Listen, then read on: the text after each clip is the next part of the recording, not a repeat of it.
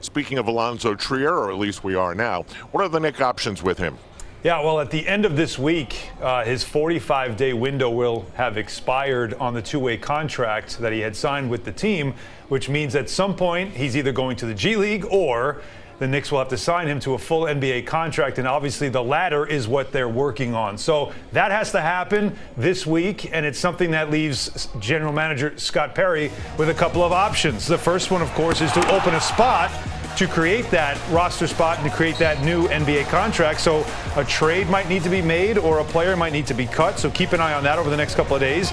But he also has to agree to a contract. What do they give him? They have a couple of options. Number one is just a minimum salary and finish the season out. The problem with that is he will become then a restricted free agent, and the Knicks will not have his bird rights because they only have him for 1 year. You don't want that situation, so probably try to get him to sign to a multi-year. They do have a biannual exception that they can use some of. It's $3 million. They can use some of it. I'm sure Tree would love all of it, but some of it to get him signed for at least 2 years. After that second year, they'll have what's called early bird rights, which means they can sign him again without having to use cap space. So something certainly keep an eye on for Allonzo Trier, who definitely has become one of the top rookies, not just on the Knicks roster, but in the NBA.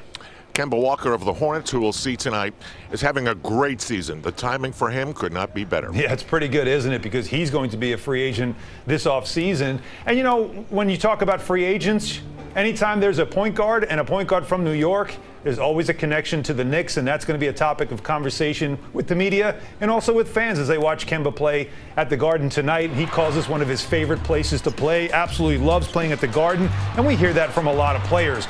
But for Kemba, a homecoming does not sound like something that he's interested in. In fact, he's told the Charlotte Observer that he thinks he'll be in Charlotte if they do the right thing. This is where I want to be. This is the place I love, is what he said. The cost to Al will be somewhere in the range of 5 years and almost $200 million if they give him the max.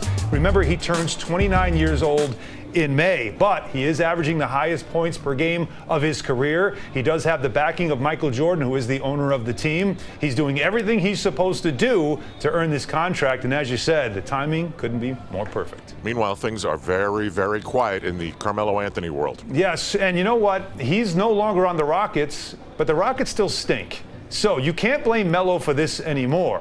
However, he's still on the roster, although they're in that separation phase right now. December 15th is an important date for him because that's when the Rockets will be able to trade him. As you know, anybody acquired in the offseason, there is a moratorium until December 15th before a team can trade those players. So he's available. Now, does anybody want him? That's the question. He's been spotted in New York, and as you can see, the numbers show you that his career is going the other way, and he's a guy that, you know, didn't like talking about playing off the bench, and also is somebody that feels like he can still be a scorer in this league. Now, he's training, he's been working out in New York. There has been some talk about him going to the Lakers. In fact, The Athletic had reported last week that LeBron James wanted the Lakers to bring him in once the moratorium ended. But now a new report surfaced from the LA Times saying the Lakers do not have interest in making a move. And in fact, LeBron merely said that he would welcome Melo on the team, but not necessarily pushing for him. So I think the question now is this: as you saw his numbers and you've seen now third team in 3 years, is what is his future in the NBA, and maybe did we see his last game at the age of 34? You know, I've read some opinions, and I think that they are right. The style that he plays right now is not the way the NBA is played. No, and he also just could be that player if he would embrace it. That could be come off the bench. He can still shoot the basketball in catch and shoot situations, is be that spacer, not necessarily a superstar anymore, but he has to want to play that style. And we saw in Houston, he did not want to do that. Time for the stat of the night. All right, so here in New York, there was the Heisman Trophy, which was awarded to Oklahoma's Cuyler Murray. And with that in mind, we say happy 25th anniversary to Charlie Ward, who won the Heisman in 1993. Now, the connection is this, is that there could be some history made once again as Murray, just like Charlie Ward, might not even go to the NFL, might not be drafted. Now, Ward went on to be drafted by the Knicks and played 10 seasons here in New York. Now, Murray is a first-round pick of the Oakland A's. He might also bypass the NFL and go play another sport.